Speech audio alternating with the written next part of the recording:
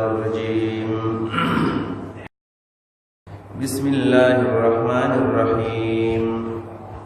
إن الصفا والمروة من شعائر الله فمن حج البيت أو اعتمر فلا جناح عليه أن يطوف بهما ومن تطوع خيرا فإن الله شاكر عليم. سورة البقرة آية نمبر 158. إن الصفا والمروة من شعائر الله. صفا مروة دا الله دا دين دا نخن نخدي. صفا دا صفاتن ندے اوار او مین کانی تویلے کی گی او مروہ دام کانی توی خدا بکری تویلے کی گی دام بکر دا. صفا او مروہ دا اللہ وی دا اللہ دا دین دا نخون دی او دا حضرت حاجرہ دا اسماعیل علیہ السلام مور دا حضرت ابراہیم علیہ السلام بی بی دا خپل بچی دا لوگی او دا تند احساس ور سرو او دا صفانے مروی تمنڈو والا او دا مروانی واپس صفا تا او دا وہ چکری ہوا حلی بیا چکل راغ لالا دا بچی دا خولا دی زمزم او رٹو کی دلیوی دا صفا و مروہ دی. او صفا او مروہ یو بلتا نزدے ڈیرکی دی دوانو پمینس کے 493 قدمہ وہ کم 1500 قدمہ فاصلہ دا. صفا او مروہ ادھے تاریخ دا دے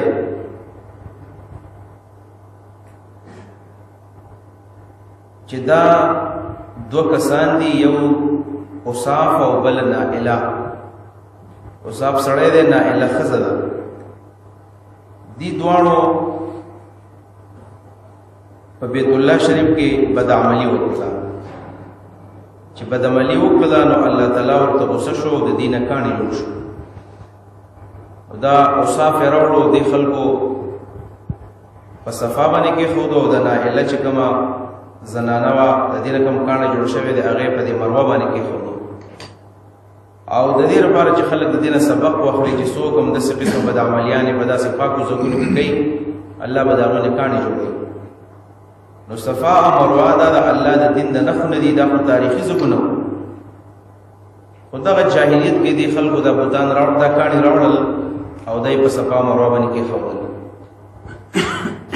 بیا د وخت د تېرېدو سره سره اول خو دا و چې دی د سبق دپاره د تعلیم دپاره ښودلی و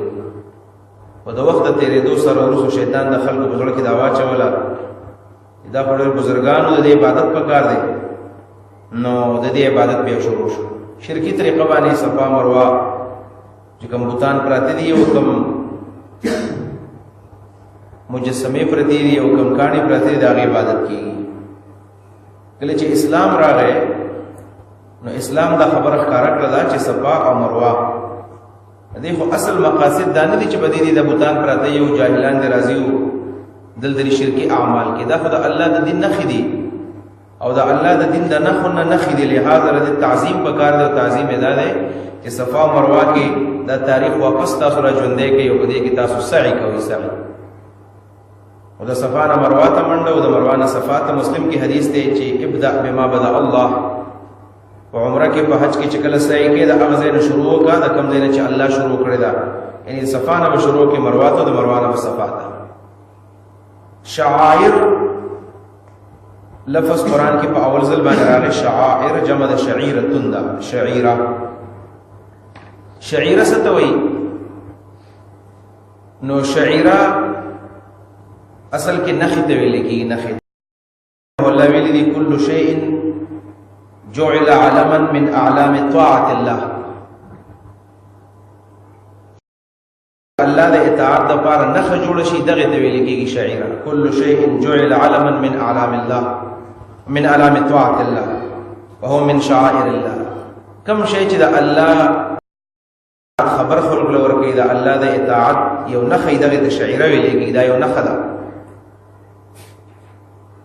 تدبر قرآن کی مولانا امین احسن اصلاحی سے شعائر اللہ وضاحت کئی نو شعیرہ وی نخې ته وایي کوم دی چې په انګلیش کې سمبل وایي نښه. لکه دا جومات دی، په جومات کې میناري دغه شان د جومات مخه قبلې طرف ته وي، په دې کې منبري، په دې کې محرابي، نو دا یو قسم نښه ده او په دې باندې هم خلکو در الله اطاعت ور یادېږي چې هغه لمونځ دی. دغه شان حرم شریف دی، کعبه ده، همدام د الله د دین د نښو نه نښه ورته ور یاد شي. د دې سره سره جوماتونه، مدرسې، حتی چې د قربانۍ ثابت هم الله شاعر ویل دی والبدن جعلناها من شعائر الله. کم یو شی چې د هغې په وجه باندې خلکو ته الله ور یادېږي، د الله اطاعت ورته ور یادېږي، د الله بندګي ورته ور یادېږي، دغې ته شاعر ویلی کېږي. ان الصفا والمروه من شعائر الله. صفا او مروه دا د الله د دین د نښو نه نښې دي. آیت مقصد څه دی؟ نو شای نزول چې کله واورو نو بیا به خبره باندې پوه شو. تاریخ ما بیان کو چې صفا مروه دا خو ډېره کوي د غرونه دي. په جاهلیت کې خلکو دغه دو بوتان راوړي، کوم چې کاڼه جوړ شوي یو په صفا باندې ښودلی دی، بلې په مروه باندې ښودلی دی. نو دې جاهلانو به په خپل جاهلي طریقه باندې دغلته تعظیم کو، احترام به په عبادت پې کو. کله چې اسلام راغی نو الله وویل چې تاسو د صفا او د مروه تعظیم کوئ. نبی علیہ الصلوۃ والسلام په جواب نبی علیہ السلام تعلیم ورکو حج عمره کې بسعی کوي. رسول الله صلی الله علیه وسلم چې کله په صفا مروه کې سعی وکړه، نبی وویل چې تاسو هم سعی کوئ، تاسو هم سعی کوئ. نو سعی واجب ده په عمره کې، په حج کې دا واجب دي. حج عمره کې واجب. نو د دې صحابه کرامو د دې مسلمانانو ذهن کې سوال راغی دا چې موږ په صفا مروه کې کومې منډې وهو او په صفا مروه کې کوم سعی موږ کوو، نو دا به ګناه نه وي، ځکه دلته خو مخکې جاهلانو عبادت کوو به او دلته خو بوتان پراته دي. نو الله وویل چې نه، صفا مروه دا اصل کې د بوتانو دپاره نه دي، بلکې دا د الله د دین د نښو نه نښې دي. څوک چې حج کوي یا عمره کوي په دواړو کې به دا سعی کوي او د دې چې منډې وهي نو په دې کې ګناه نشته، بلکې دا عین ثواب دی. دا یې معنا شوله. د دې آیت نه دا مسله ثابته شوله چې یو شی په اصل کې جایز وي، نو که عام خلکو ته حرام وي، عام خلکو ته ناجایز وي، خو چې الله ورته جایز ویلي دې ته به جایز ویلی کېږي.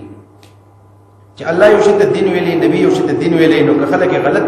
استعمال کوي نو د هغې غلط استعمال په وجه باندې هغه نه غلط کېږي، هغه نه حرامېږي، بلکې هغه بیا هم جایز وي، بیا به صحیح. لکه دې عین مثال دا دی چې نبی صلی الله علیه وسلم کله د نبوت دعوه وکړه او پیغمبر شو، حرم شریف د ټول نه پاک ځمکه ده او پاک ځای د الله کور دی، او په حرم کې هم 360 بوتان پراته دي. دا د دې خبرې ثبوت خو نه دی چې په دې ځای کې بوتان پراته دي نو په څوک عبادت نه کوي. نبی صلی الله علیه وسلم چې کله لاړو مدینې منورې ته او بیا الله ولا غلبه ورکړه او په اتم کال باندې مکه کله فتح شوله، نو راغلو دغه بوتان یې مات کړل. 360 بوتان دي او د سورت بني اسرائیل هغه آیت به وایي چې قل جاء الحق وزهق الباطل ان الباطل كان زهوقا، او دا بوتان ټول مات کړل او حرم ته مکمل پاک او صفا. دای سبق دی چې کوم یو شی دین دی او چا په بدعات باندې ککړ کړی دی، په رسومات باندې، په بيدینۍ باندې، نو واپس په دغه دین او د دیندارۍ د بحال کولو کوشش د مسلمان ذمہداري ده چې دا به واپس د الله عبادت لپاره جوړي.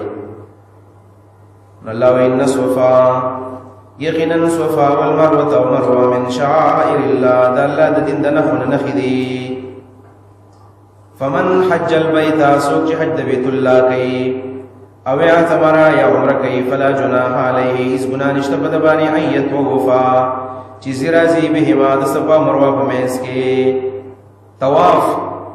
دلته د مراد سعی ده، د طواف نه مراد سعی ده، ځکه طواف خو د بیت الله نه غیر چاپېره تاوېدو ته وایي. فلا جناح نشته ګناه علیه په دې انسان باندې ان یطوفا چې دا ځي راځي بهما په دواړو کې. حج او عمره، حج فرض عمل دی او عمره سنت عمل دی.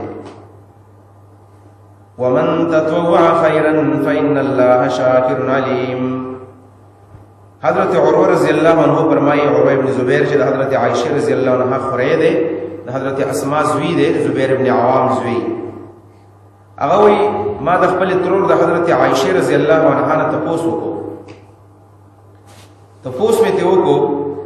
چې الله د صفا د مروه د سعی په باره کې وایي چې فلا جناح علیه ان یطوف بهما، چې څوک حج عمره کوي نو په ده باندې هېڅ ګناه نشته که طواف یې وکړي، دواړو په منځ کې سعی وکړه. وی ما وی چې خدا مطلب دی کنه چې کدا چا وکو کچاونو کو ذکر دې آیت د ظاهر نه معلومیږي چې ګناه نشته لري کچا د صفا مروه په میز کې منډي وایي صحیح وکړه ولمو ورته چې دې آیت خدا مطلب دی کنه چې کسړې سعی وکي او کو نه کینو بدی کې څه ګناه نشته د ظاهر آیت دا معلومیږي حاضر کې نبی صلی الله علیه وسلم خو دا واجب دي د آیت نه خدای وجوب نه معلومیږي دا مې د حضرت عائشہ نه تاسو نو ماته وی حضرت عائشہ رضی الله عنها چې فریا بئس ما قلت يا ابن اختي فریا ډېر غلط خبره ده وکړه ته په قرآن کویږي نه او ماته ویلو بل پرس کدا حج عمره کې د دې سعی حیثیت دا کوم چې دوی چې چا وکړو که چا ونه کو نو بده کې څه ګناه نشته وی چې فلا جناح علیه الا يطوف بهم بیا خو دې پکا چې لا يطوف نه دې معلومه ده شو چې اي يطوف دا معنا ده چې طواف کول به واجب دي او د آیت مقصد هم دا دی چې دا مسلمانانو ګناه ګڼله پاول کې چې دا خو دلته په بوتان پراته دي او جاهلانو بدلته کې عبادتونه کول نو زمونږ عبادت د هغوی د عبادت سره مشابه شو او دا خو نبی صلی الله علیه وسلم فرمایي چې من تشبه بقوم فهو منهم چا چې د یو قوم مشابهت وکړو دا د هغوی نه دی نو په دې بنیاد باندې صحابه کرامو ته داسې ګناه شرط ښکارېدله نو الله د دې اصلاح وکړه چې نه دې په منځ کې طواف کول دا ګناه نه ده بلکې دا عین عبادت دی او نبی صلی الله علیه وسلم هغې ته بیا څه ووایو واجب ورته ووایو واجب یو دغه شان نزول دی دې سره سره علماء دلته کې یو بل شان نزول هم بیان کړی دی چې دا انصار چې کوم انصار دی به چې کله احرام تړو د مدینې نه د مشلل نومي ځای نه به تړو مشلل او په هغه ځای کې یو بوت دی منات د هغې عظیم به کو د هغې نه بعد به بیا راتلل صفا مروه ته نو کله چې دی ایمان راوړو نبی علیه صلات وسلام لاړ مدینې ته او دوی ته دعوت ورکړل شو چې باز تاسو دا شرکي اعمال پرېږدئ نو دوی بیا ذهن کې رال چېرې مونږ خو د صفا مروه له بدلل څنګه دا خو مونږ په خپل وخت کې د منات د خوا نه به مونږ د منات عبادت به وکړو د مشلل په خوا کې مونږ به احرام وتړو دا به څنګه یې وسو دلته بدل پکاري که نه وي پکار جایز به که ناجایز به الله وایي چې ان الصفا والمروه من شعائر الله د الله د دین د نښو نه نښې د لحاظ تللو له پکار دي شعائر التعظیم ومن يعظم شعائر الله فانها من تقوى القلوب چا چې د الله د شاعر او احترام او تعظیم وکړو دا د زړونو تقوا ده نو د الله د شاعر او تعظیم دا واجب او فرض دی د کعبه تعظیم دی د جمعات تعظیم دی د حج عمره تعظیم دی د صفا مروه دا تعظیم په موږ باندې واجب دی فرض دی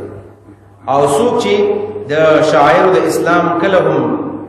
تعظیم وکړي احترام وکړي نو الله رب العالمین هغه بیا غټ غټ انعامات ورکوي غټ غټ انعامات لکه شاه ولی الله رحمه الله لیکلي دي إذا إنا أعطيناك الكوثر فصل لربك وانحر إن شانئك هو الأبتر الله رب العالمین د کوثر د اوبو د ورکولو ذکر کړی دی چې نبی صلی الله علیه وسلم له الله ذکر کوثر ورکړی دی او دا د نبی علیہ الصلوۃ والسلام د پاسه د الله لوی انعام دی او جنتیانو ته نبی علیہ السلام په خپل لاس باندې د کوثر اوبو ورکړي دا هغه خلک چې دا د الله د شاعر احترام وکړي د الله د دین تابعداري وکړي نو الله تعالی به ولا د نبی علیہ السلام په لاس باندې اوبو ورکړي خو که څوک د الله د شاعر احترام ونه کړي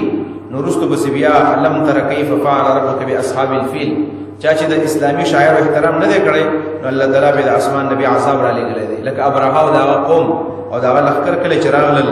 او د کعبه د مسمار کول اراده وکړه نو الله تعالی و مرغی راولې غلی او دا په خلو کې بکانیو او دا به راول او الله دې را گزارل به او دا خلک الله تعالی په دې طریقه باندې تباہ نو معلومه ده شو دا الله د شاعر احترام دا د الله طرف نه خیر دی فکر د دنیا او آخرت کې به خیر دی او د الله د شاعر او به احترامي چې سبو کې تعظیم ونه کې هغه د الله د عذاب مستحق جوړيږي ومن تطوع خيرا چا چې په خوشالۍ سره وکړو خیرا یو نیک کار فإن الله نبشکل تعالی شاکر قدردان دے علیم کوه دے قدردان دے عمل به قدر وکي علیم کوه دے په عمل باندې من تطوع خیرا چا چې رزق په خو باندې په خوشالۍ باندې وکړو دې کار نه مراد دی دې کار نه د حج او عمره ټول اعمال مراد دي لکه په حج کې لوی عمل طواف دی نو خیر طواف ته ویل کېږي په حج کې لوی عمل دا خیر دی منات تللی دا خیر دی حلق کول دی قصر کول دا خیر دی رمی او دارنګي جمرات عقبہ دا وشتل دا ټول خیر دی وغیرہ وغیرہ دارنګي په عمره کې دا سعی کول او طوافونه کول دا ټول خیر دی نو که فرض عمل وکړو، نفل عمل وکړو، سنت عمل وکړو، واجب وکړو، دا ټول خیر دی. څومره چې چانه کې عمل زیات کولی شو الله به قدر زیات وکړي. ومن تطوع خيرا چا چې زړه په خوانیو نه عمل وکړو فإن الله نبشك الله تعالی شاکر قدردان دی علیم او په هده ذکر الله تعالی د شاعر احترام وکړو